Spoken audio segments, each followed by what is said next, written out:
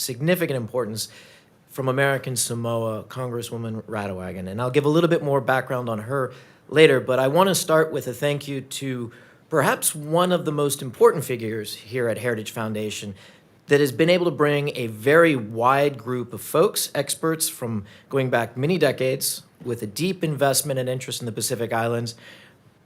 Andrew Harding, and his most recent paper, The Pacific Pivot, which has some very remarkable ideas that are catching traction, again, from both sides of the political spectrum, both the House, the Senate, and across with many allies in the Pacific. If you have not seen it, I encourage you to pick it up and read it. It will be the rage as we go forward in the next couple of years with the ideas, and again, from a luminary like Andrew Harding that has taken an interest in this very important region.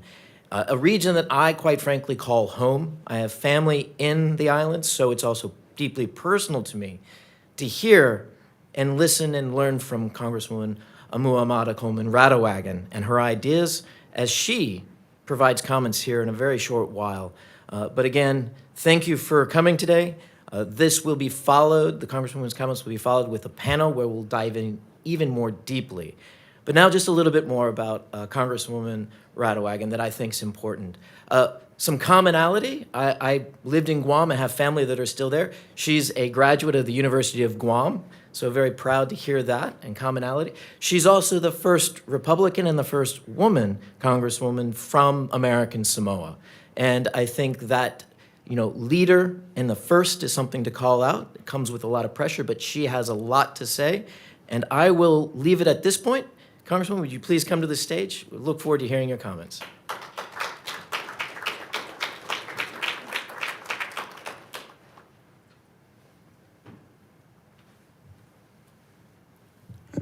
Thank you very much, Brent. I'm delighted to be here today. Talofa, talofa lava. It's good to be here with all of you, and thank you for all that the Heritage Foundation does in research, analysis, and bringing together ideas to strengthen the country and promote peace and freedom. This is a gathering of friends to the Pacific Island peoples, and with a new administration and Congress coming into office next month, I appreciate the chance to share some thoughts about the current events in the Pacific and where the U.S. might chart the course in the years ahead. I've been working on my remarks since I was invited to make them some weeks ago, but I scrapped my approach in light of recent events in South America, where Peru hosted this year's APEC summit. So instead of presenting an update on our regional agenda and commenting extensively on Andrew's excellent paper, this is it. I want to start with talking about the perceptions and realities created by news coverage of President Biden's audience with the People's Republic of China, President Xi Jinping in Lima, Peru, and coverage of the president's time there in general. Our House Select Committee on China refers to PRC as Chinese Communist Party, or CCP, rather than CPP, because we have no quarrel with the people, just the Communist Party that rules them. So I employ the Select Committee's terminology in speaking of the CCP. It was disconcerting. The worldwide headlines gave a sense of CCP domination of the 2024 APEC proceeding against a backdrop of the Pacific coast of the South American continent. And it didn't help that President Biden was treated as second fiddle, and the media made it appear that he spent a lot of time wandering around aimlessly. He may be leaving office soon, but he is our president and the leader of the most powerful country on earth, and I don't like the treatment he received from other leaders and by the press. In Lima, President Xi took center stage before the world in recognition that the CCP has replaced the United States as a continent's largest trading partner. But even that story of the CCP's trade boom was eclipsed by Xi's unveiling of his new $3.5 billion megaport at Chanque, Peru. This creates the prospect of establishing effectively a new bridge across the Pacific, moving a great volume of exports and imports between China and South America. The Chanque port has the potential to host CCP naval and military forward positioning, spreading influence into the Americas. While CCP was expanding into South America, the U.S. has wisely prioritized first and second island chain counterpositioning. That included our buildup at Guam and Palau, as well as Space Force downlinks and Army missile programs at Kwajalein, enabled under the 2024 COFA renewal treaties. The Heritage Foundation's Pacific Pivot Report confirms that America and our friends in the Pacific have focused bilateral and multilateral priorities on the historically Micronesian and Melanesian nations further to the west and north of the PIF region. That focus evokes in Washington the metaphor of a bridge across the Pacific from the American West Coast to Hawaii. This American bridge to the Pacific was extended to Guam and CNMI north of the equator, then the freely associated states, the Pacific Islands Forum or PIF region, and beyond to Asia. Meanwhile, from my perspective in American Samoa, the only U.S. homeland jurisdiction in the South Pacific, the new bridge across the Pacific between PRC and Peru changes, for better or worse, the potential for expanded PRC presence and influence in the South Pacific.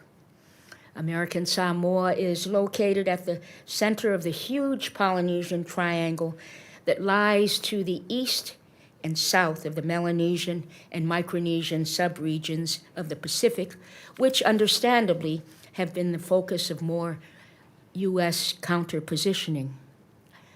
Island leaders in the South Pacific now face a new metaphor and new realities of a bridge of PRC running through our islands, waters, and airspace across the Pacific Island chain homelands of our peoples to South America. The shipping lanes from China mainland to all the major ports must pass through the Polynesian Triangle, at the center of which is the smaller triangle of the Tongan and Samoan Islands and eastern Fiji, all of which share common cultural values and family ties.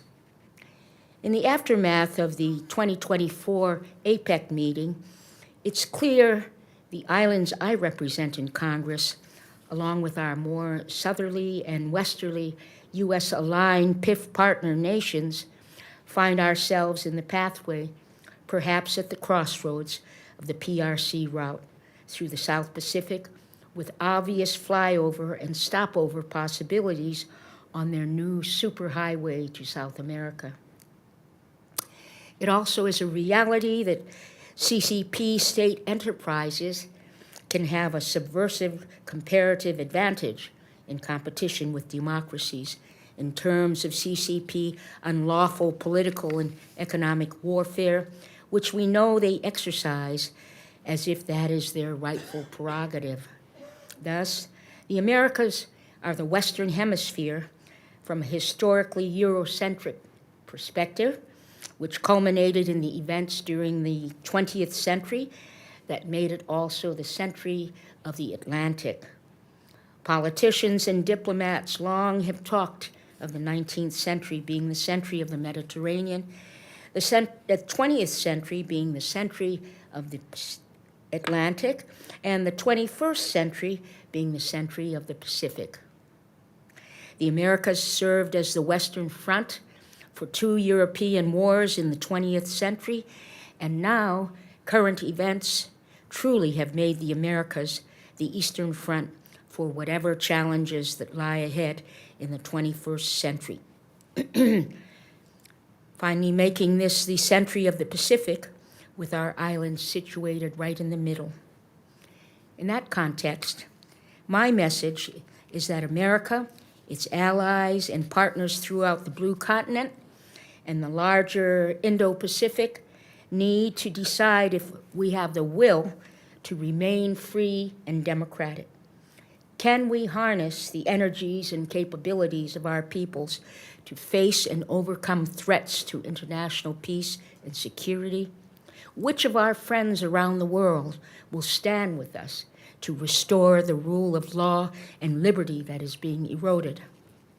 The 2022 Pacific Islands Summit Declaration was worthwhile but limited as a regional agenda. Can we do more than its call to leverage partnerships and enhancing relationships? The crucial multilateralism of the India, Australia, Japan, US Quad, and the Australia, France, New Zealand, US Quadrilateral Defense Coordinating Group is imperative.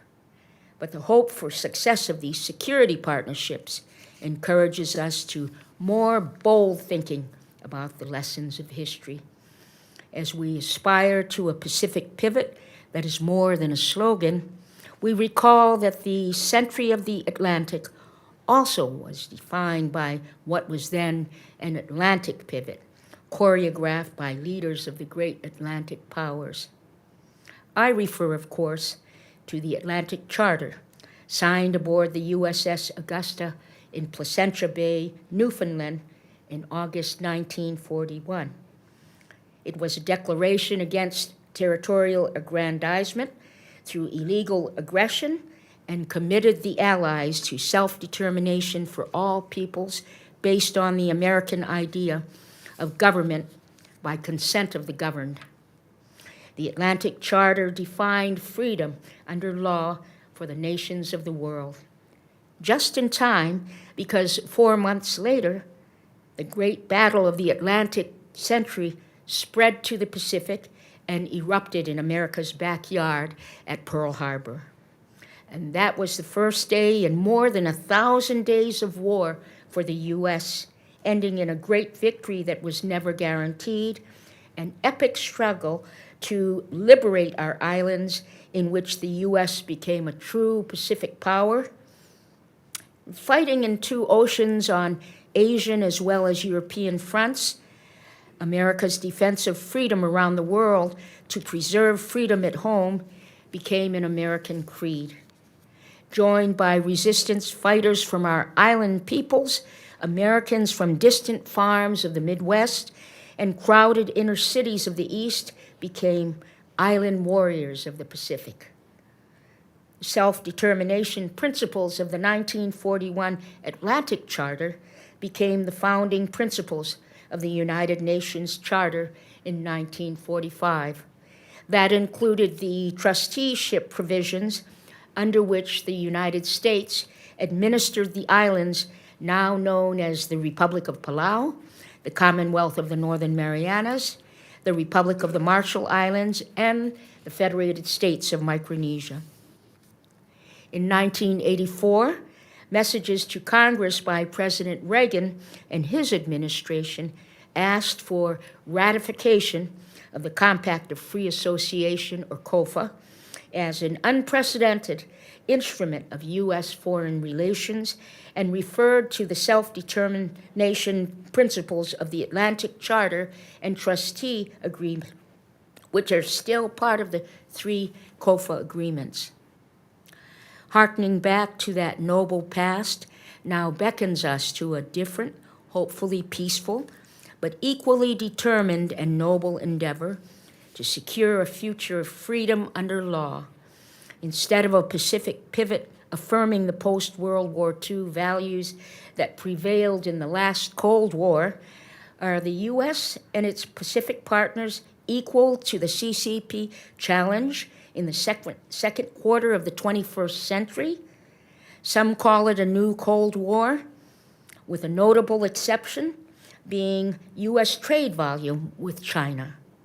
Can a united Indo-Pacific community composed of freedom-loving peoples in free enterprise nations with democratic models of self-government now summon the resolve equal to the competitive challenge we face from CCP? I speak of moral, legal, political, strategic, and economic resolve.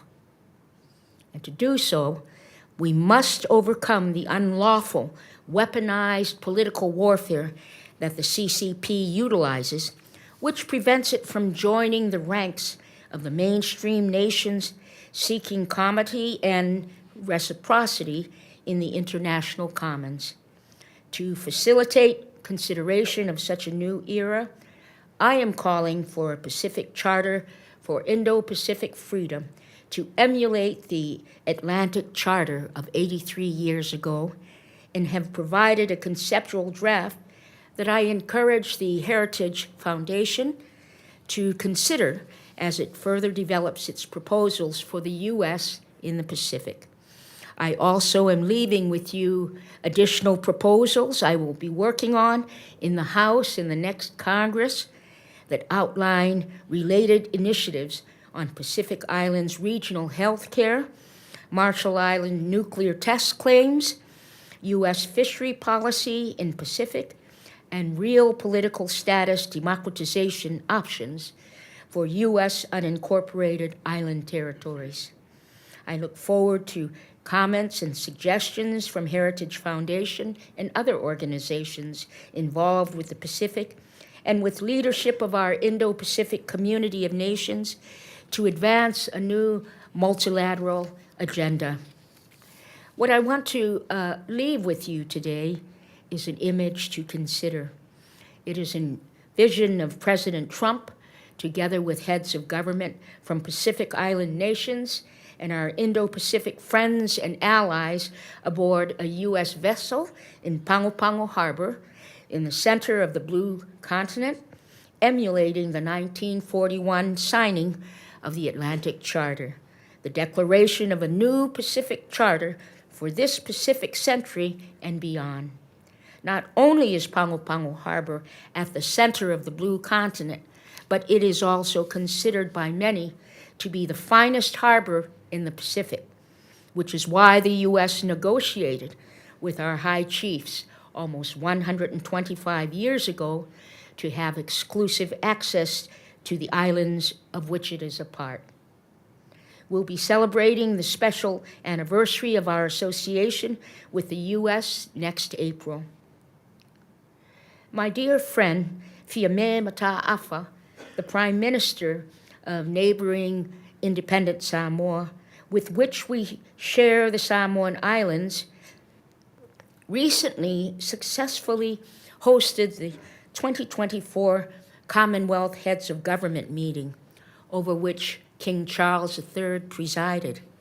We were a little bit jealous of her hosting the king, but nevertheless, I would enthusiastically welcome her to come over to Pago Pago to join President Trump and other heads of government in signing our proposed Pacific Charter.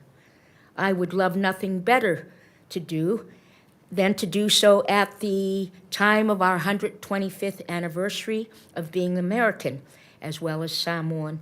But I know time is too short to reach agreement, but we would start now so that we have an agreed upon document before President Trump leaves office. I will close by telling those of you who do not know that the name of my island home means a sacred place of heavenly peace. Samoans will explain to you that we believe the Samoan Islands are the Garden of Eden for the Polynesian people and that God put us there, which explains why we are the only Polynesian island group that has no folklore about canoes bringing their first inhabitants from somewhere else.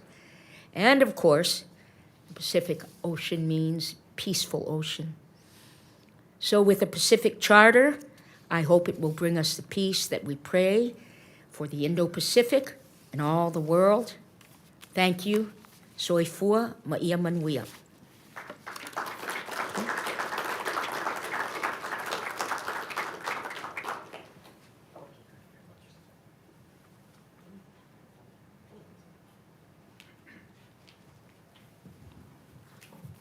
Thank you. We'll now have the panel join us on the stage. And again, thank you again to Congresswoman Radowagen and your time. I'm sorry.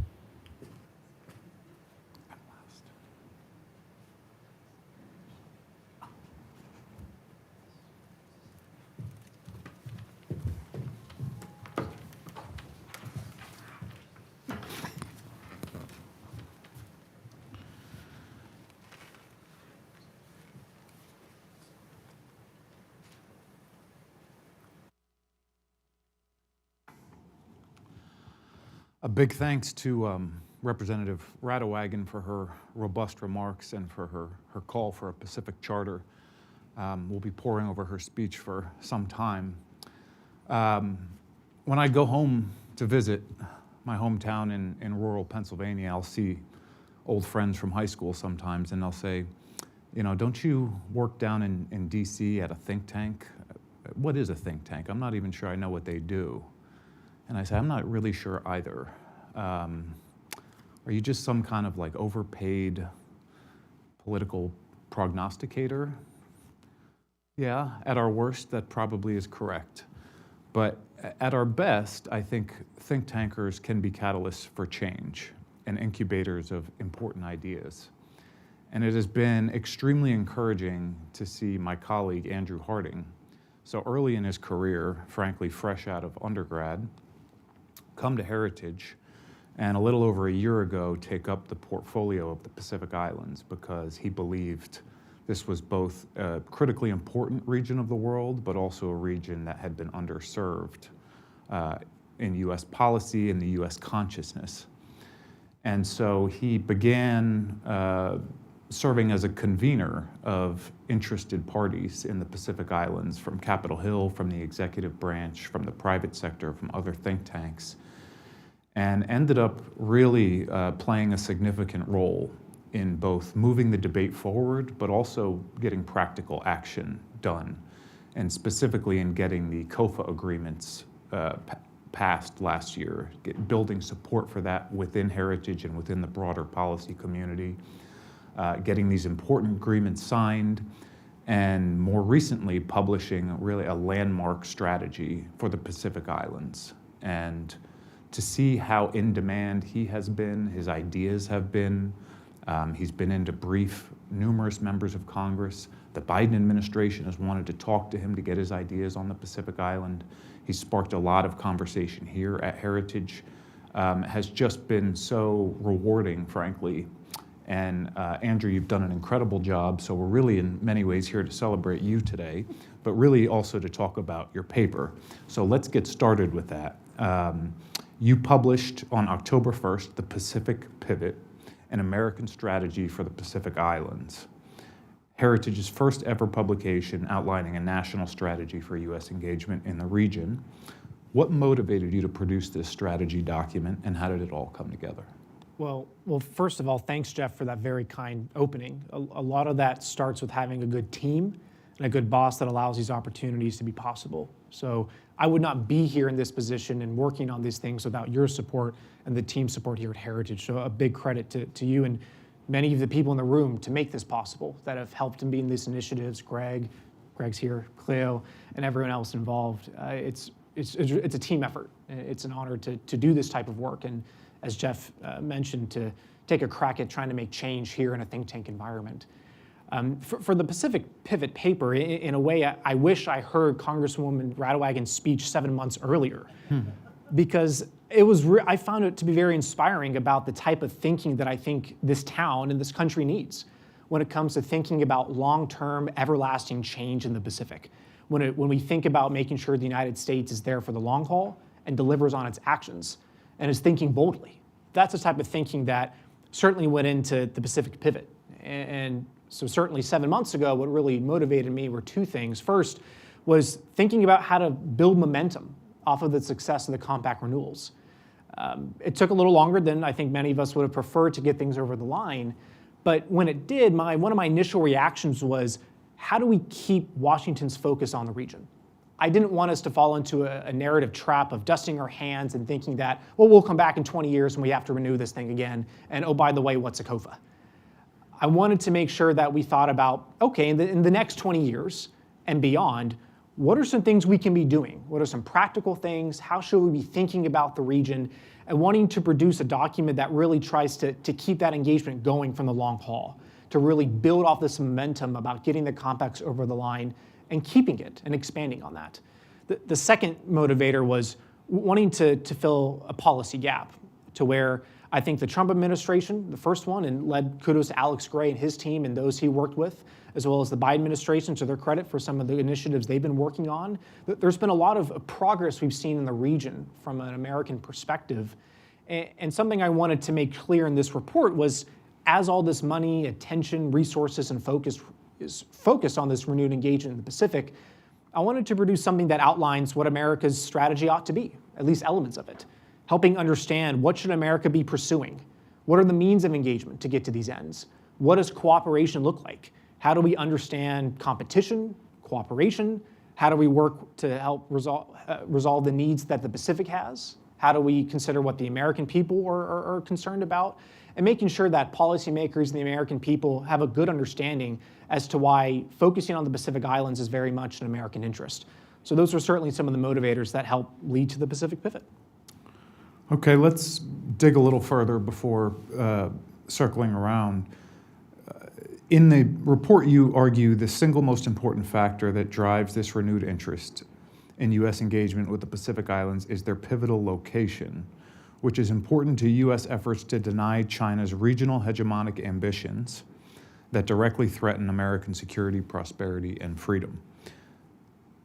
What is ultimately at stake in the Pacific Islands for the American people? Sure. I think Congresswoman Radewagen laid this out a bit as well, to where should China's ambitions be reached, whether that's regarding to gaining access, moving its military towards the region, forward positioning resources, influencing airspace, et cetera, it ultimately does threaten the prosperity and economic security of the American people. One of the first things that this report looks at, and it includes a graphic right away from the National World War II Museum, of looking at the U.S. Pacific strategy in 1943. And it shows how at the time Imperial Japan physically occupied a bunch of territory in the Pacific at this time. And it's something that many Americans will remember during, say, world history in high school. It's something you'll remember about the island hopping strategy and the necessity to push back on what Japan had gained at this time. And certainly Japan was establishing, say, a sphere of influence, the ability to deny access to the region, secure resources, supply chains, physically occupy territory. It's something that the American people can remember from years past, whatever profession you're in. But now if you think 80 years to today from that time, I think you could fill in that China's ambitions are pretty similar, although the tactics are very different. I think we've seen, certainly, say, the Solomon Islands Agreement, the Security Pact, and the ability to have Chinese police come on in, and the details involved with that agreement. We've seen infringements on sovereignty towards Palau, exclusive economic zone, the weaponization of tourism and economic programs, the cyber hacking of countries and regional institutions. It's no surprise that China is following a similar playbook for that geography, to slowly poke and prod and crack down on America's defense architecture that it's worked to build with its allies and partners, as well as its Pacific friends. So what does that then mean for if an American is to ask, so what? If China can succeed on those ambitions, if it ultimately can, which as this paper contends, and it does a deeper dive into Chinese thinking and its ambitions to gain access to this geography, it could ultimately make it harder to keep the American people safe. Should there be a crisis or conflict in the Indo-Pacific, say it's Taiwan, South China Sea, or maybe our allies are involved with the Philippines, Japan, et cetera, there are more than 200,000 American citizens in the region.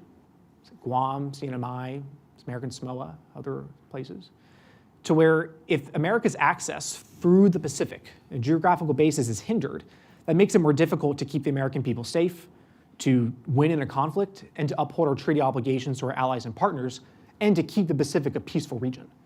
But secondly, and as Congresswoman Radewagen, I think, really had a good perspective on, is trade from a more of an economic angle, to where, let's say we look at South America and Chinese trade continues to expand throughout. We see more of a pivot down towards trade expanding there. It's in China's interest to protect that.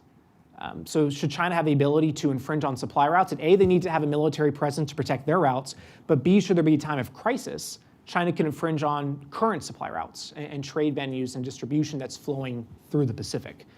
So for an everyday American, that means you could see a difference on what's on the shelves in your stores, should the Chinese decide to take advantage of disrupting supply chains. So I think from that perspective, from a security angle, from an economic prosperity angle, what we're seeing in the Pacific and how America acts, how its allies and partners act, certainly what China is doing in the region, very much puts things into perspective as to what's at stake for the American people. Thank you. Greg, I want to turn to you next, but first I want to thank you, and I want to thank Cleo, because as capable as Andrew is, he probably would not have been able to do all of this good work without being able to lean on very experienced experts from the field who travel to the region, who have spent years, in some cases decades, working in the region with firsthand experience, and who have really worked with us in a very collaborative spirit the entire time. So thank you to both of you in particular. I've had the privilege of being able to sit in on some of the roundtable discussions, and just an incredible exchange of ideas and collaborative spirit among you. So Greg, I want to ask you, both Congresswoman Radewagen and Andrew's report emphasize the importance of alliance and partners. One of the United States' key advantages over China is our network of alliances and partners. Australia, New Zealand, and Japan are three important examples.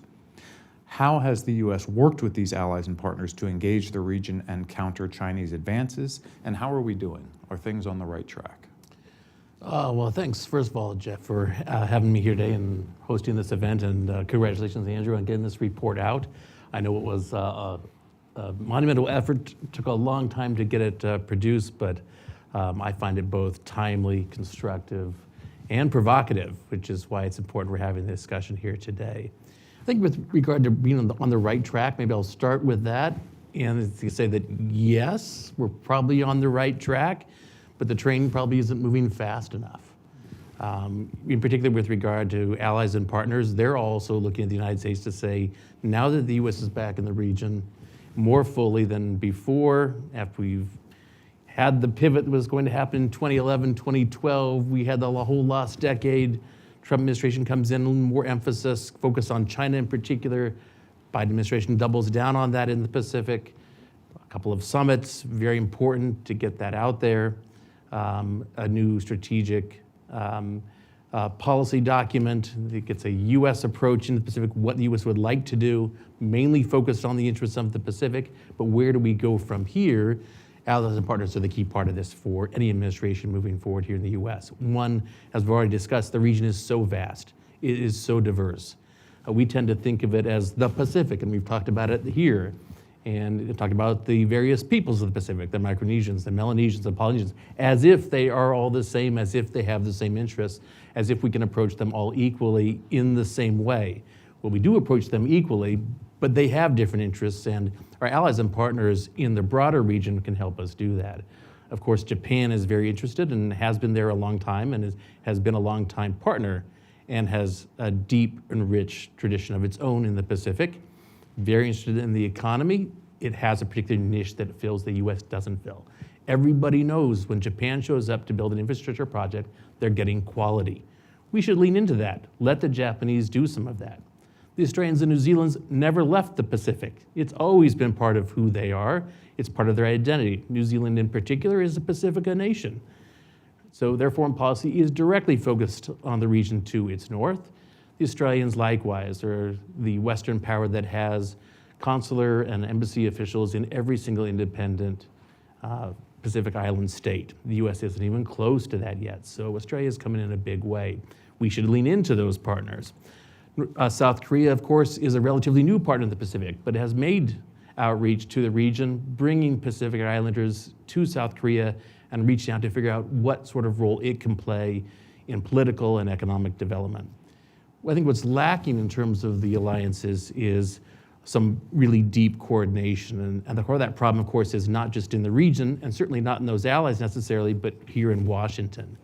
And do we have the coordination from the State Department, from the White House, from the National Security Council to put the U.S.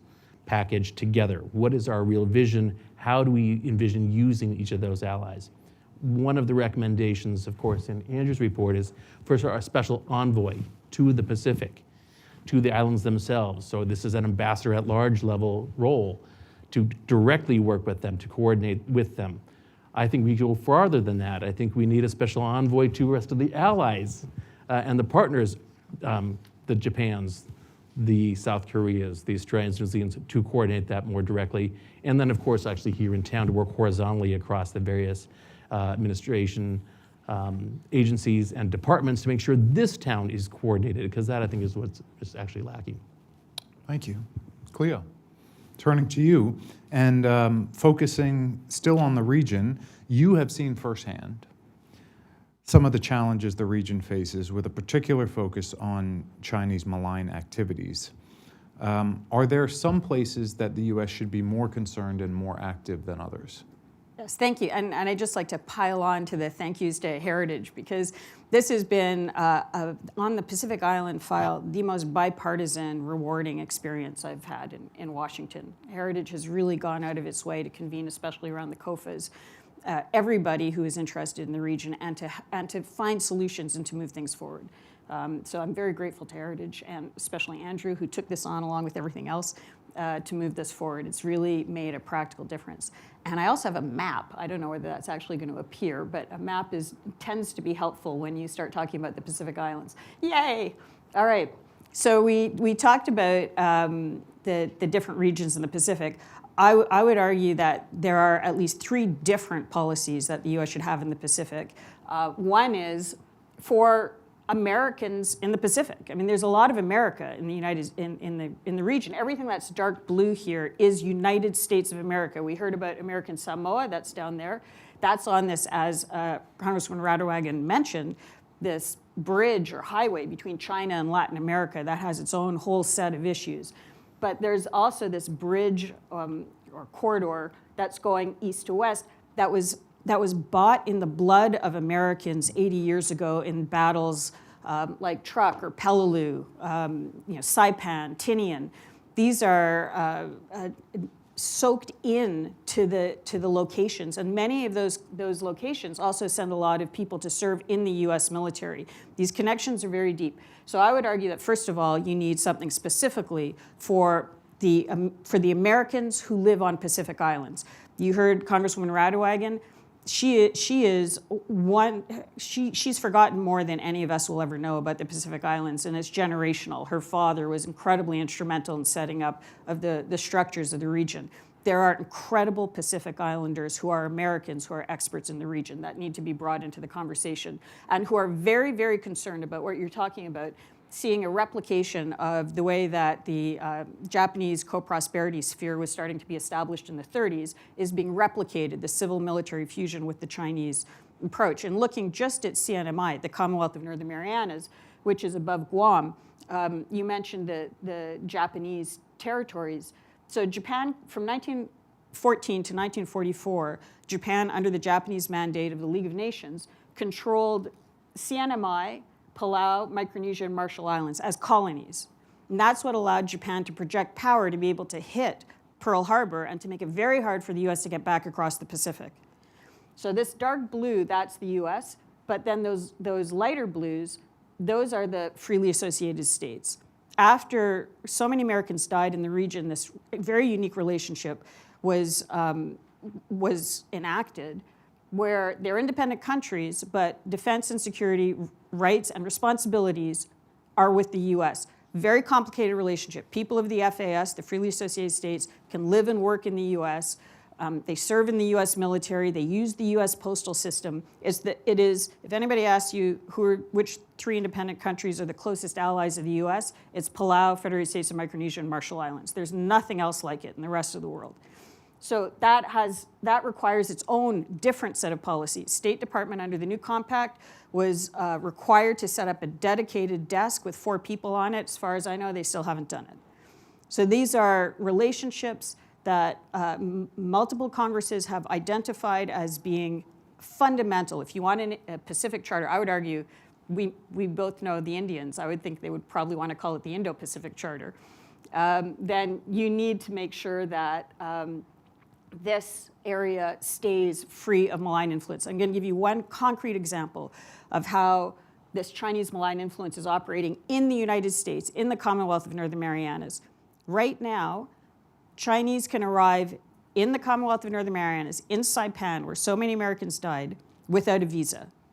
They can just get off the plane and walk right into Saipan, or Tinian, where a $400 million expansion is happening of the North Field, which was the most active airfield at the end of World War II.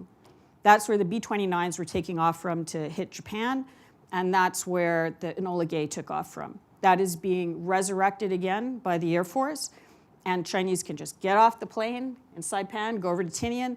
They're not supposed to leave the Commonwealth of Northern Marianas, but by the hundreds, they're illegally taking boats to Guam, where they're disappearing, and some are being found wandering around the military bases.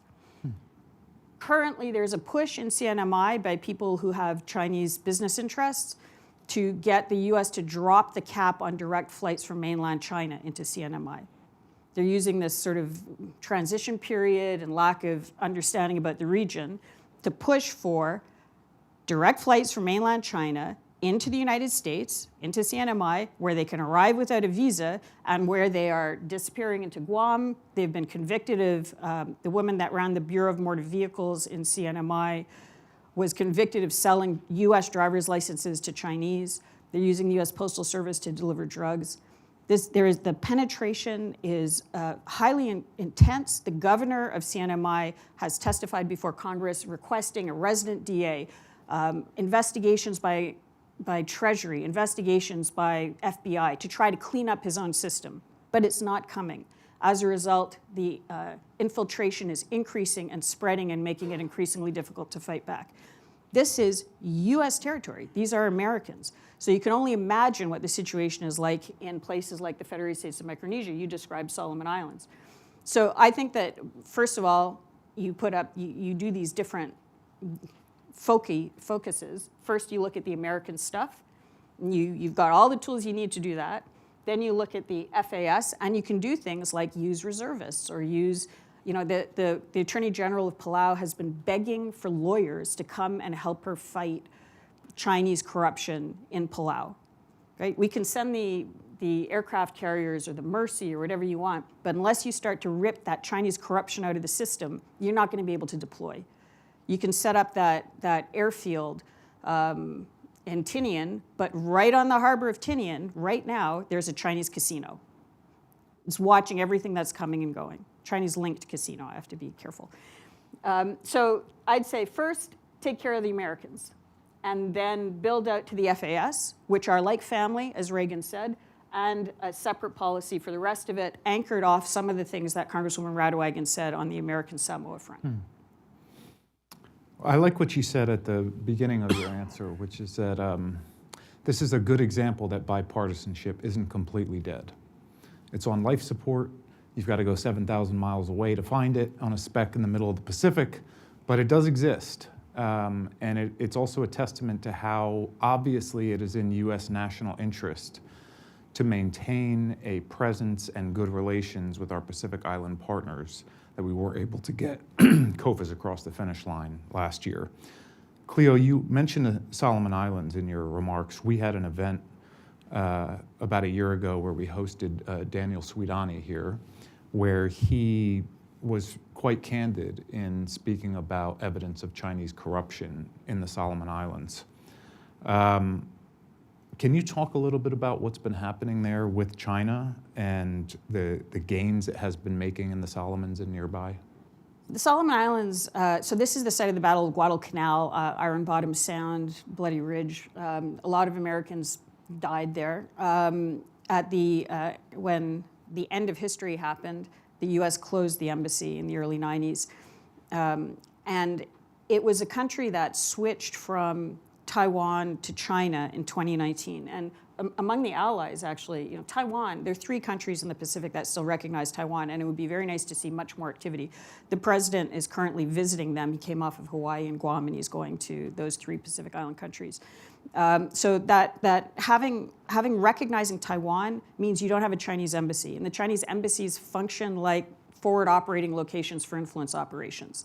So recognizing Taiwan is actually a very helpful defense against the sort of thing that we saw happen in Solomons. So Solomons is, if you want to see what the Chinese playbook is, you start with 2019 in Solomon Islands and you see what they've done since then, who they went after. You know, customs, immigration, subnational linkages, sister partnership things, the media. But the key that unlocks all of it for the Chinese is getting the judiciary. Once you have no escape, once you've got the police and the police can arrest you and you have no recourse in the judiciary, you're captured. Not just elite capture, but state capture. So in the case of Daniel Soudani, he was just recently arrested on charges that make no sense. He wasn't given the charges initially, and the police bailed him out immediately. And I think what they're doing is they're testing to see whether there's going to be an international response. And so far, there's been nothing from the Australians on the record that the Australian High Commissioner won't even meet with Daniel Soudani. And if the prosecution goes ahead, then it's going to signal to everybody else across the Pacific, why stand up against the Chinese? You taking the Chinese money? You'll be able to buy your beach house on the Gold Coast. You'll be able to send your kids to university. You'll get good health care. You don't take the Chinese money, you're going to end up in jail. You won't be able to pay for your wife's medical care. Your kids will be harassed at school. So in one individual, you're seeing the Chinese testing out, I would argue, their case about how to use political warfare to capture an entire state. And I would personally like to see democracies come together to show how the Solomon Islands can be a case study in how to liberate a country from Chinese political warfare. Thank you. Andrew, back to you. In the spirit of Congresswoman Radowagen's call for thinking about the future, your report includes 30 policy recommendations, including recommendations on how the U.S. government should be structured, on economic development, security cooperation, people-to-people ties. Prioritize for us, what are the top 3 to 5 of the 30 recommendations that you hope the Trump administration will focus on in the years ahead? Sure. Of that 30, I would group it like this. The first thing that comes to mind is presence. I think it's important that the United States is present in the region and makes those investments, that we show up and that we stay there. Whether that's looking at embassies, whether that's making sure services are available, that and having strong qualified diplomats in those postings as well, I think is a very good thing we do presence-wise. But it also, something that comes to mind is, I think it would be great to have a sitting president visit the Pacific Islands. It's not been done before. And if I understand correctly, as Cleo spoke about the COFA states, the U.S. is obligated to defend them and treat them like U.S. Family. It's family. It's a good word, family. Should there be a time of crisis? If I recall correctly, those are the only 3 countries that a sitting U.S. president has not visited in which the U.S. is obligated to defend. I think that should change. I've called for that for a couple of years at this point, and I think there's an historic opportunity to make that happen in the coming years that no president's ever done before. That also includes other high-level visits, whether it's secretaries of state, defense, treasury, on the econ side of things, commerce, to see what types of partnerships can be developed on the economic front and on the development front as well. The second thing that comes to mind when prioritizing is, how do we build trust? Given that the United States is re-engaging and that there is a lot of work that's needed to show that the U.S. ought to be considered a partner of choice in working with its allies and partners, I think it's important to emphasize people-to-people ties, to show that as we have this presence involved, that as we work with our friends, to show that the United States can have great elements of, say, sports diplomacy. I'm a big football fan. I love anything Texas, I love it. So I would love to see my Houston Texans, as an example, go down, start throwing footballs around to our friends in the Pacific. That'd be pretty cool. But I also think there's a value to that, about showing how, from a people angle, that there are things we can bond over, to show that we're all able to build that trust, to build those ties, and with the Pacific, knowing how important relationships are. And that is a very powerful means as engagement as it serves to larger ends. So I think that's an element of building that trust and laying the foundation for many of the more specific recommendations in this paper. And the third thing that then comes to mind is delivering on our commitments. I think it's great to talk, but I want to make sure we walk that walk too. And making sure that as we think about whether it's economic initiatives, public-private partnerships, looking at environmental resiliency, looking at climate concerns that the region has, understanding how we can work on educational fronts, public diplomacy, journalism, security cooperation, counter illegal fishing, drug trafficking, and so on. Those are the types of issues that I think we can cooperate very closely with our Pacific friends and deliver tangible results. And as we get that track record of showing how we can work together, we support our countries, our peoples, that I think allows for our opportunities to think bolder, to think bigger, and then think down the road knowing that America is present, that America is trustworthy, and that America delivers. Those two things combined with all the specific recommendations in that report, I think are what I would prioritize going forward.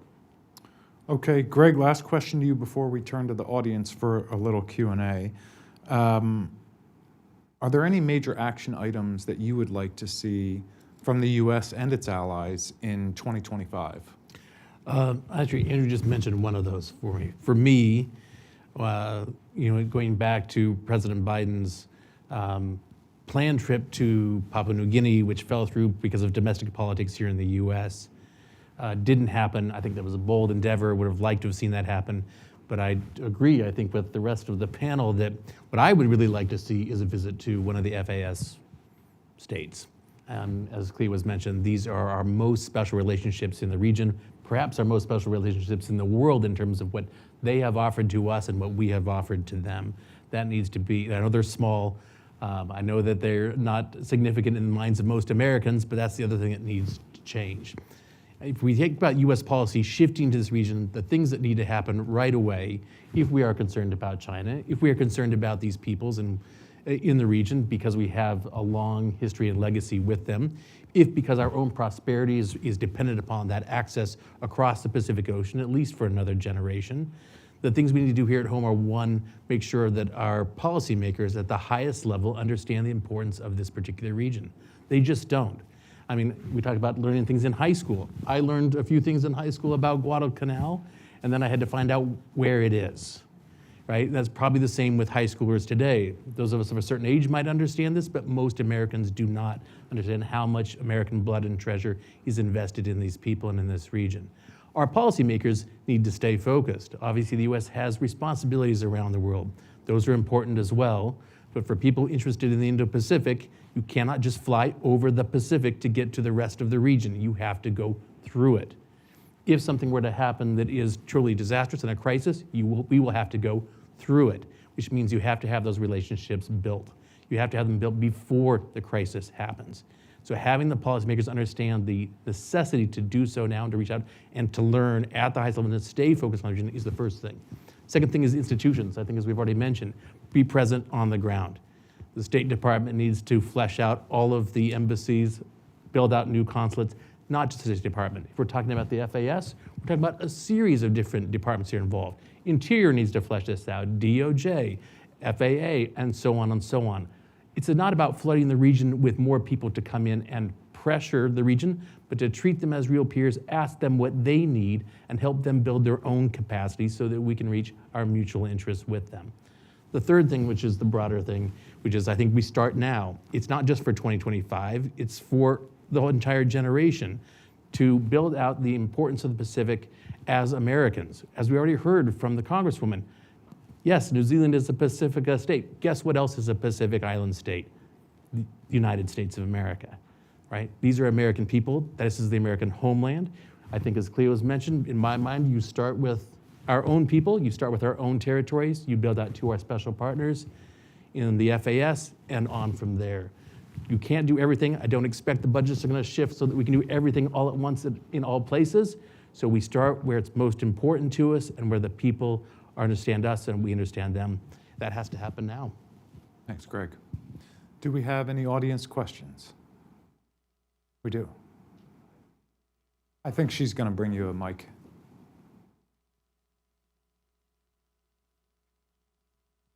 Thank you. I'm Jay Kansara, board member of a group called the Asian Pacific Islander American Public Affairs, and they are becoming more active in foreign policy. And so this is very important. How do we assess India's role in this region as a partner for many of the things we discussed? Because India is the largest military power in the Quad in Asia. How do we assess using it and leveraging it, and what are actually the downsides to that? Question. So this is thank you. Been working on this for a long time. So from my perspective, two things need to happen at the same time. You need to block the malign influence, and you need to build alternatives. Right? So China usually comes in with a commercial front, says we're going to help you economically, and we have really let the region down in terms of economic development. That economic development always has a strategic component, and it's greased with corruption. Right? So they'll say, we'll help you build a port. The port just happens to be perfect for certain sorts of PLA vessels, but then they're also bribing the customs people, and you don't actually know what's going in. And I would say, by the way, if there's one thing that you can do to help the entire region, is go after the corruption. You don't go after the corruption, you can't really move. So you block that malign influence, but then at the same time, you build alternatives. And what India can do, India is the Quad member that actually has an economy that's the most compatible to the economies across the region. And when Prime Minister Modi went to Papua New Guinea, I mean, they touched his feet. I mean, they were so happy to see India show up. And it's the sort of India that you saw with the leadership of the G20, right?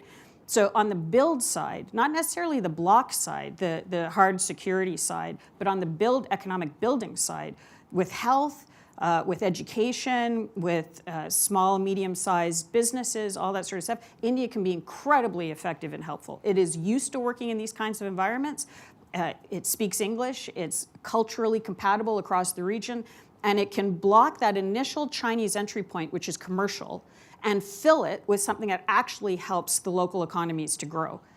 So India, I think, is potentially extremely helpful, and we're starting to see a lot more interest, like the National Maritime Foundation in India started to talk about it a lot more.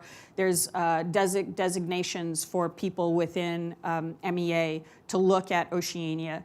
But I think that personally, I think on that build front, let us take care of the blocking to a large degree, which, because we're in a political warfare situation, prioritizes things like, like going after the corruption, which you absolutely have to do. But on the build stuff, like the health side, they're great Americans, like Dr. Eileen Natuzzi, who's sitting in the Solomon Islands, who's saying, we need healthcare here. The first country that comes in and builds up the healthcare system in these places will be, you're touching the families at a very deep level, will be loved. If it comes in as either India on its own, but ideally as part of cooperations with the US, it is going to transform the region. Anyone else want to add? Well, I would just add, just very quickly, you started with sort of a large military and in the Indo-Pacific on the Indian side. And just to stress, I think what Cleo's offered here is, I think the answer for the Pacific Islands, of course, is not to stress the military part of that. It is all the rest of the parts of the security. Human security. So when you go to the islands, they are less concerned about the great power competition, which we might be struggling with here in this town. They're concerned about the security of finding potable water and what that means today and what that might mean 2 or 3 years down the road. They're concerned about non-communicable diseases, things that they need right now, right? They're concerned about sea level rise today, not 10 or 50 years, but today. They need some of those answers. And finding that sort of niche where the US can play a greater role and at the same time secure its own broader strategic interests is going to be where India can play a role, sort of filling those gaps, working with the other partners to find that niche where, in particular on the commercial sector, India is perfectly situated to replace or leverage out the Chinese. I think we have time for one last question, if there is one. And if not, I will ask our panelists if you have any closing remarks. I'm just incredibly grateful that we're talking about this. This is the buffer between Asia and the Americas, and as Congresswoman Radowagen started off by pointing out, including Latin America. So anytime you hear about China going into Latin America, they don't teleport there. They're going across the Pacific. And we know that as well for us, that it's coming right across here. But it's not China. The compacts were set up under the Soviet time. Right? There is always going to be tension between Asia and the Americas. And the question is, are the people in the center going to have the option to be free and democratic and choose their own futures? Or are they going to be, as we're seeing in the Solomons, increasingly come under the sphere of influence that puts them at the center of a geopolitical fight? The narrative war around this is incredibly important. It is being framed as US versus China instead of freedom versus autocracy. And we need to change that narrative so that the people in the region understand what's coming at them, and we are more clear about this region will never not be important. History is geography. And this geography is always going to be important, and it has to stay free. Right now, it's a political warfare battle. If we lose the political warfare battle, we end up in a World War II situation. And the people of the region should not be put through this again. The way to fight that is to win on the political warfare battlefield now with a very strong military base, rebuild the industrial base, put in the shipbuilding, all that sort of stuff. But we don't want to get there again. We are in a period like Pete Ellis described in the early 20s, where the takeover is happening. We will not be able to move if we don't do something quickly.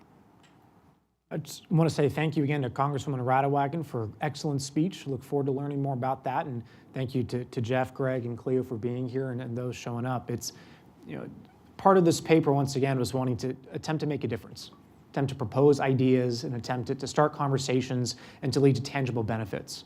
And I certainly hope that, as we heard from today's panel, from the speech today, and certainly with the Pacific Pivot report, is that America wants to be in the region, wants to be a strong friend. And there are ways to do that. There are certainly things we have to consider and debate about, identify the best policy solutions to be there. But as we preserve peace and prosperity for the American people, we're very much wanting to do that with our allies and partners, and very much with our Pacific friends as well. So this is, I think, something that'll be ongoing, a region of importance that'll continue to be on the rise. I certainly encourage people to really keep the momentum going, to really keep building off of the successes we've seen over the past few years. And this is an opportunity to make amends from what we've seen for the past few decades, an attempt to rectify some problems and make sure that we have solutions going forward that makes a difference to the American people, makes a difference for a free and open and peaceful Indo-Pacific, and something that I'm very optimistic about and excited about in the years ahead. Again, I'll just second what I've heard here. My big concern moving forward is distraction. And the United States is easily distracted with many things to do around the world. So my appeal is, we can talk about this all day, but all of you, please help us push to remind the American people, remind American policymakers of how vital this region is for American interests. Thanks. Thank you. Thanks for everyone joining today at home and in the audience, and join me in a round of applause for Andrew and the panel.